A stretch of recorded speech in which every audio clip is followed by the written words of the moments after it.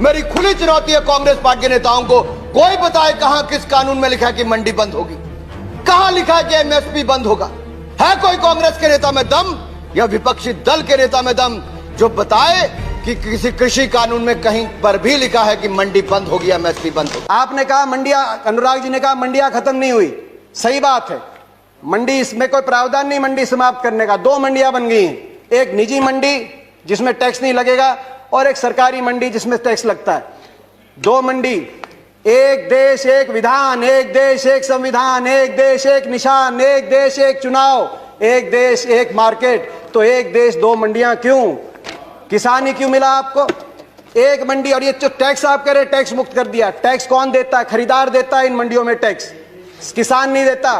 पंजाब में 6.5%, हरियाणा में 4% और सरकार को देता है। हरियाणा पंजाब का ग्रामीण इंफ्रास्ट्रक्चर अच्छा क्यों है? हर गांव में अच्छी सड़कें क्यों हैं?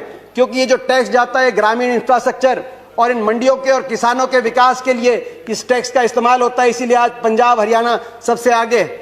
एमएसपी है, एमएसपी था, एमएसपी रहेगा। प्रधानमंत्री जी ने कहा एमएसपी थी, है और रहेगी।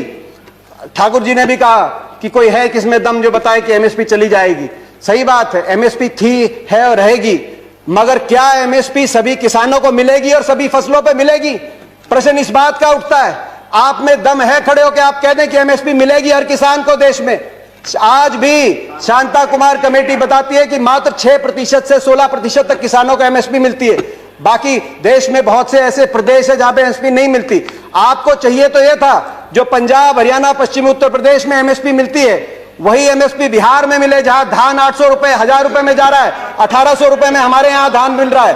आपको चाहिए था कि इसको वहां पे लेके जाएं, मगर आप वहां के किसान को की परिस्थिति हमारे यहां की करने की बजाय हरियाणा पंजाब के किसान की परिस्थिति उस तरह की करने की तरफ लेके जाए। इस देश में माननीय अध्यक्ष जी, दहेज का कानून, दहेज के खिलाफ कानून बने, ये इस देश में कभी किसी ने मांग नहीं की थी, फिर भी देश की प्रगति के लिए कानून बना था। माननीय अध्यक्ष जी, ट्रिपल तलाक, इसके खिलाफ कानून बने, ये किसी ने मांग नहीं की थी, लेकिन प्रगतिशील समाज के लिए आवश्यक है, इसलिए कानून हमने बनाए हैं। हमारे यहाँ बाल विवाह पर रोक, किसी ने मांग नहीं की थी कानून बनाओ, फिर भी कानून बने थे, क्योंकि प्रगतिशील समाज के लिए आवश्यक होता है। कहा गया कि बिन मांगे दिया गया, और बिन मांगे बहुत से कानून दिए गए थे। बाल कानून बिन मांगे दिया गया था, दहेज कानून, ट्रिपल तलाक बिन मांगे, कई बार अच्छे कानून बिन मांगे भी दिए जाते हैं। फर्क है उनमें और इसमें फर्क है। उनमें जिस वर्ग के लिए दिया गया वो वर्ग संघर्ष और आंदोलन के रास्ते पे नहीं आया। बाल कानून लागू हुआ तो दिल्ली को बच्चों ने नहीं घेरा बाल कानून वापस लिया जाए। दहेज का कानून आया तो महिलाएं धरने पे नहीं बैठी कि हमें दहेज देना है, मगर यहां जिस वर्ग के लिए आपने दिया वो वर्ग आज आपके दरवाजे पे आया, दिल्ली के आसपास लाखों की तादाद में बैठा है। हरियाणा सरकार का कॉन्ट्रैक्ट फार्मिंग एक्ट उठाइए, और वो तो हुड्डा जी के समय पारित हुआ था। हरियाणा के अंदर 2007 में हमने कॉन्ट्रैक्ट अमेंडमेंट लाए एपीएमसी के अंदर, निजी अलाउ किया निजी कंपनियों को, मगर साथ में कानून लिख दिया कि अगर कॉन्ट्रैक्ट एमएसपी से नीचे किया जाएगा तो गैर कानूनी होगा और कानूनी कार्रवाई होगी जो लोग इस तरह कॉन्ट्रैक्ट करते हैं। आप कह रहे हैं ज्यादा मिलेगी तो आप कर दीजिए, ये कानूनी प्रावधान देने का आप काम करें। प्राइवेट की बात करें कि आप प्राइवेट का खिलाफत कर रहे हैं, प्राइवेट की खिलाफत नहीं कर रहे। प्राइवेट आए, मगर मंडी के अंदर आने से किसने रोका प्राइवेट को? प्राइवेट मंडी के अंदर आए और एमएसपी से ज्यादा में खरीदे। कह रहे हैं बाहर भाव ज्यादा मिलेगा, विकल्प होगा, बाहर ज्यादा मिलेगा, बाहर ज्यादा भाव मिलेगा प्राइवेट में। तो आपको यह कानून बनाने में क्यों आपत्ति है कि अगर एमएसपी से कम का कोई कॉन्ट्रैक्ट होगा तो वो कानूनी बाध्य, उस पर बाध्य होगा। कान खोलकर सुन लो, ये हुड्डा कमेटी की रिपोर्ट के कारण आए। आपने कहा कि एक शरद पवार जी ने चिट्ठी लिखी थी, आपने कहा कि मुख्यमंत्रियों का समय हुड्डा कमेटी ने भी इसकी सिफारिश करी थी कि एपीएम सुधार हो, एपीएमसी एक्ट के अंदर बदलाव हो। मैं बताना चाहता हूं कि हुड्डा कमेटी ने, जिस कमेटी में प्रकाश सिंह बादल जी, ममता बनर्जी जी और नीतीश कुमार जी भी सदस्य थे, उस कमेटी ने क्या सुझाव दिया था इस पे? उन्होंने कहा था कि एपीएमसी में सुधार हो, मगर एपीएमसी का विस्तार हो। सबसे पहले मंडी, जिस प्रकार से हरियाणा में हर 10 किलोमीटर में मंडी हमने स्थापित करी थी अपनी सरकार में, पूरे देश के अंदर हर 10 किलोमीटर में मंडी बने। दूसरा, प्राइवेट अगर आए तो मंडियों के अंदर आए, एमएसपी से ज्यादा पे खरीदें, एमएसपी से कम पे खरीदते हैं तो कानूनी कार्रवाई हो, वो ऐसी खरीदारी अलाउ ना हो। तीसरा, एमएसपी की कैलकुलेशन C2 के आधार पे हो, A2 कॉस्ट नहीं, C2 खर्चे के आधार पे एमएसपी कास्ट हो, जो आज किसानों की सबसे बड़ी मांग है। चौथा, एमएसपी जो चौथे उसमें कहा कि कर्जे का जो दर है वो no discussions please, no cross talk, no cross talk, no cross talk. किसी और की बात रिकॉर्ड पे नहीं जा रही है। दीपेंद्र जी कंटिन्यू। ये सिफारिश थी।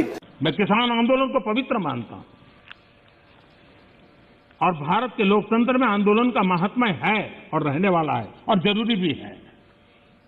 लेकिन जब आंदोलनजीवी पवित्र आंदोलन को अपने लाभ के लिए बर्बाद करने के लिए निकलते हैं, तब क्या होता है? कोई मुझे बताए, 3 किसान कानून की बात हो और दंगाबाज लोग जो जेल में हैं, जो संप्रदायवादी लोग जो जेल में हैं, जो आतंकवादी लोग जेल में हैं, जो नक्सलवादी जेल में हैं, उनकी फोटो लेकर के उनकी मुक्ति की मांग करना, ये किसानों के आंदोलन को अपवित्र करने का प्रयास है कि नहीं? प्रधानमंत्री जी ने एक और बात की कि इस आंदोलन में कुछ पवित्र लोग हैं और कुछ अपवित्र लोग हैं। प्रधानमंत्री जी की बात हम मान लेते हैं, कम से कम आप पवित्र लोगों की बात मान लीजिए।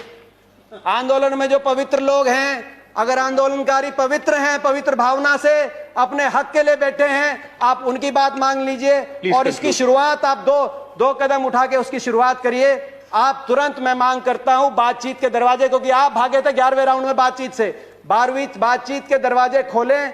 आपकी प्रजा है, अपनी प्रजा की बात मानने से आप छोटे नहीं होंगे, अपनी प्रजा की बात मानने से आपकी हार नहीं होगी। बातचीत के दरवाजे खोलते हुए, और दूसरा, जो 200 लोगों ने, 200 से ज्यादा किसानों ने अपनी जान कुर्बान करी है, उनके परिवारों के लिए आपके लिए सहानुभूति का एक शब्द नहीं निकला। कम से कम उनके परिवारों की मदद के लिए एक पैकेज की घोषणा करके विश्वास बनेगा। हम विश्वास बनाने वाले लोग हैं, विश्वास बनेगा। मैं हाथ जोड़ के आपसे प्रार्थना करता हूं, आपकी प्रजा, आपके लोग हैं, इनकी बात मानिए। आपका बहुत